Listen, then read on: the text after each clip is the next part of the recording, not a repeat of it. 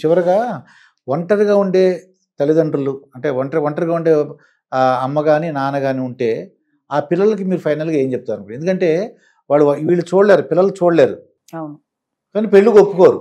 అవును. అటువంటి వాళ్ళకి మీరు ఫైనల్‌గా సజెషన్ ఏదైనా ఇస్తారా? అంటే ఎప్పుడైనా సరే పిల్లలు చిన్న పిల్లలప్పుడు వీళ్ళు ఎన్నో కష్టాలు పడి వాళ్ళ సుఖాల్ని త్యాగం చేసి పిల్లల్ని పెంచి పెద్ద చేశారు పేరెంట్స్.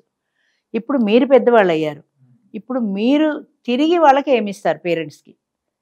వాళ్ళు మిమ్మల్ని ఇంత కష్టపడి పెంచారు కదా, ఇంత పెద్ద చేశారు కదా, వాళ్ళ వల్లే కదా మీరు ఈ స్థాయిలో ఉన్నారు.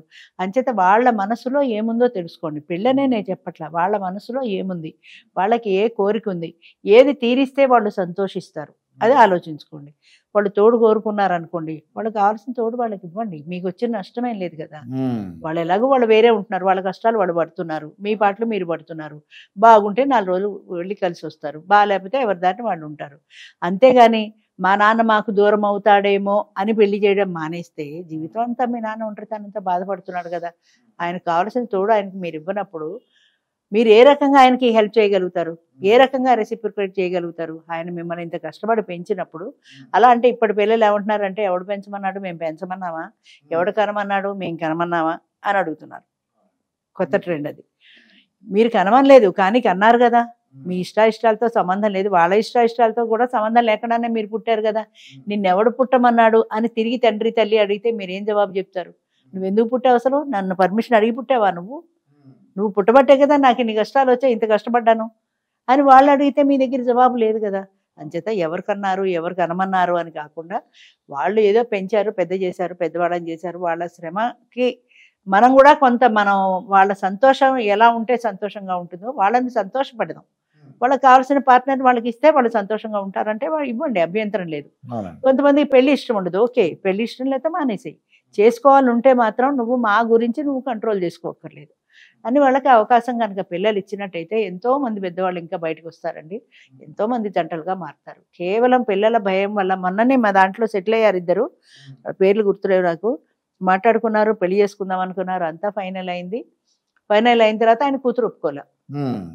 అందుకనే నేనేం చెప్తానంటే, ముందు మీ పిల్లలతో డిస్కస్ చేసుకుని రండి అంటాను. చాలా మంది మగవాళ్ళు కానీ ఆడవాళ్ళు కానీ పిల్లలతో మాట్లాడరు, వచ్చేస్తారు. వచ్చేసిన తర్వాత ఇక్కడ ఎవరో నచ్చుతారు, మాట్లాడుకుంటారు, కొన్నాళ్ళు మాట్లాడుకుంటారు. మాట్లాడుకున్న తర్వాత పిల్లలకి చెప్తారు పెళ్లి చేసుకుందాం అనుకున్న తర్వాత. మీరు వద్దు అంటే మానేసేలా ఉన్నప్పుడు అసలు మీరు రావడం ఎందుకు? ముందే మాట్లాడుకోండి, వద్దంటే మానేయండి. అప్పుడు ఉండదు ఆ ధైర్యం, ఇప్పుడు వస్తుంది. వాళ్ళు వచ్చిన తర్వాత నేను చస్తే నువ్వు రావద్దు, నువ్వు చస్తే నేను స్నానం చేస్తాను, నువ్వు చచ్చినట్టే లెక్క అని ఏదో ఒక ఎమోషనల్ బ్లాక్ మెయిలింగ్ చేసేటప్పటికి, సారీ చూసి నన్ను క్షమించు, నేను పెళ్లి చేసుకోలేనని చెప్పేసి వెళ్ళిపోతారు. ఆ కాడికి రావడం ఎందుకు? ఒక ఆమె ఉంది మాకు, ఇప్పుడు లేదు, ఆవిడ వెళ్ళిపోయింది. ఆమె ఇలాగ ఎవరో ఒక డాక్టర్, ఎండి డాక్టర్ని తో మాట్లాడుకుంది, పెళ్లి చేసుకుందాం అనుకున్నారు ఇద్దరు. రోజు ఫోన్ చేసేవాడు, రాత్రి 8కో 9కో ఆయన ప్రాక్టీస్ హడావిడంతా అయ్యాక ఇంటికి వచ్చి రాత్రి పడుకునేటప్పుడు ఫోన్ చేసేవాడు. రోజు మాట్లాడుకున్నారు. 3 నెలల్లో ఏమో అలా మాట్లాడుకున్నారు. మాట్లాడుకున్న తర్వాత ఒకరోజు నా పిల్లలు ఒప్పుకోవటం లేదు, వద్దంటున్నారు, సారీ అన్నాడు, ఫోన్ పెట్టేశాడు సడన్గా. ఆ రోజు నుంచి మళ్ళీ ఫోన్ చేయలే. ఆవిడ చెప్పింది, ఆవిడ పడ్డ బాధ, మానసికమైన బాధ. నేను ఫోన్ చేస్తుంటే నాకు ఫోన్ రింగ్ అయ్యేదండి చెవిలో. ఆయన ఫోన్ చేశారేమో అని తింటూ పరిగెత్తుకు వెళ్ళి చూస్తే ఫోన్ లేదు. అంటే ఈవిడ ఫీలింగ్ అనమాట. ఆవిడకి రోజు ఫోన్ చేసే అలవాటున ఆ ఫోన్ వస్తున్నట్టే, రింగ్ అవుతున్నట్టే శబ్దం వినిపించేది. బాత్రూంలో ఉంటే రింగ్ అవుతుంటే పరిగెత్తుకు వస్తాను, టాయిలెట్లో ఉంటే పరిగెత్తుకు వస్తాను, భోజనం చేస్తుంటే పరిగెత్తుకు వస్తాను. 3 నెలలు నేను నరకం అనుభవించా. 3 నెలలు ఆయనతో మాట్లాడితే 3 నెలలు మర్చిపోవడానికి. ఆయన ఫోన్ చేస్తున్న ఫీలింగ్, ఇంకా ఆయన వచ్చిన ఫీలింగ్, ఆయన మాట్లాడుతున్న ఫీలింగ్, అంతగా ఇష్టపడింది ఆవిడ. కానీ ఎంత ఆవిడకి దగ్గర 60 ఏళ్ళు ఉన్నాయండి. 60 ఏళ్ళు ఉంటాయి. 60 ఉన్నాయి. 60లో 20 ప్రేమ వచ్చింది మరి. అంత ఇష్టంగా మాట్లాడాడు ఆయన. అంత ఆడవాళ్ళలో ఒక బలహీనత ఉంటుందండి, చాలా ఎమోషనల్ ఉంటారు ఆడవాళ్ళు. 2 మంచి మాటలు చెప్తే టప్మని పడిపోతారు. వయసు సంబంధం లేదు అక్కడ. 60 16 అన్నది మనం ఆలోచించక్కర్లే. ఏ వయసు అయినా సరే. అందులో ఒంటరిగా ఉన్న వాళ్ళు ఏంటంటే ఒక ఆత్మీయమైన పలకరింపుకి లొంగిపోతారు. పలకరింపు కోసం కరువాచిపోతారు వాళ్ళు.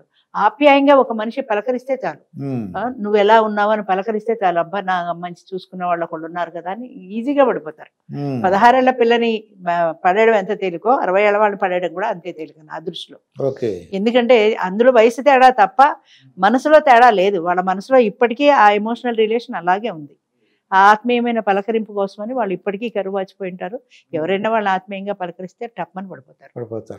అది మాత్రం మనం కాదనడానికి లేదు. పిల్లలు పెద్దవాళ్ళు మరిగా కంపానియన్ చేసుకోవడం కానీ తోడు చూసుకోవడంలో అది పిల్లలకే హెల్ప్ఫుల్గా ఉంటుందని నా ఉద్దేశం అండి. ఎందుకంటే అసలు విషయం ఏంటంటే వీళ్ళు వద్దన్నారు కానీ నిజంగా వాళ్ళకే హెల్ప్.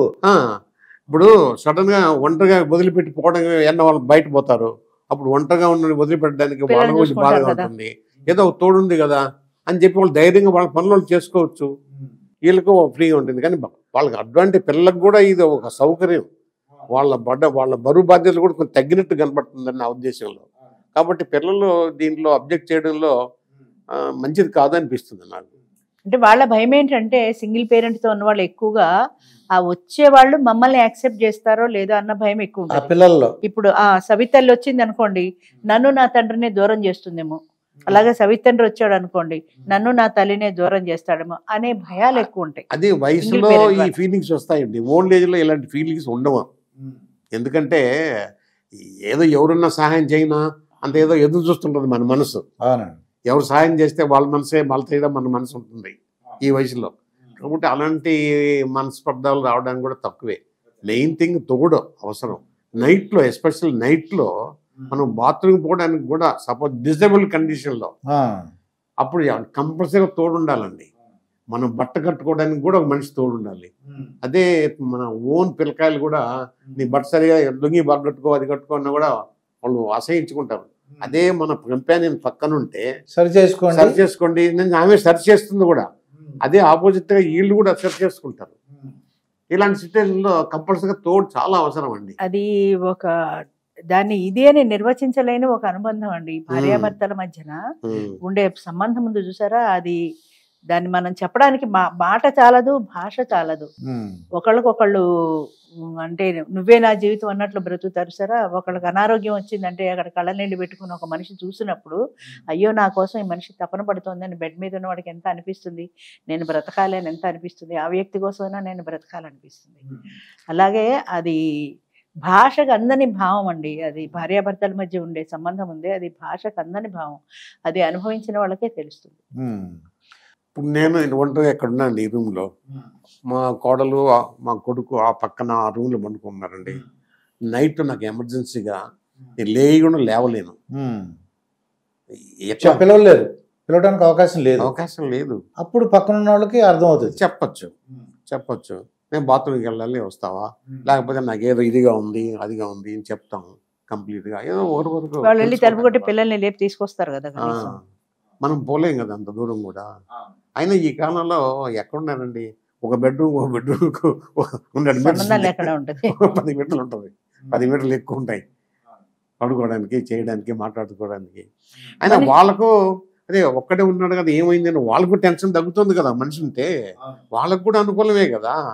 నన్ను అడిగితే నా ఉద్దేశ ప్రకారంగా పిల్లలకు కూడా చాలా హెల్ప్ ఇది. అది వాళ్ళ బరువు బాధ్యతలు సగం తగ్గినట్టు ఈ విధంగా తోడు చూసుకోవడానికి ఒక తోడు ఉంది అంటే వీళ్ళకి బాధ్యత లేనట్టే కదా కొంతవరకు అనిపిస్తుంది. ఫ్రీగా అయిపోతారు, ఫ్రీ హ్యాండ్స్ అంటారు కదా, ఫ్రీగా కొంచెం వాళ్ళకి కూడా కొంచెం రిలాక్స్గా ఉంటుంది. మనిషికి మనిషి తోడు అనేది ప్రధానమైన అంశం అండి. ఇందులో తోడు నీడ పేరు పెట్టాలన్న ఉద్దేశం కూడా ఏంటంటే నీకు ఒక మనిషి తోడు, అది అలాగే ఆ మనిషి వెంబడే నువ్వు నీడలాగా ఆయన వెంబడే పెడతావు. తోడు నీడ అంతే. నీ కంపెనీ నీకు చివరి వరకు నీ నీడలాగా వెన్నంటి ఉంటుంది అని.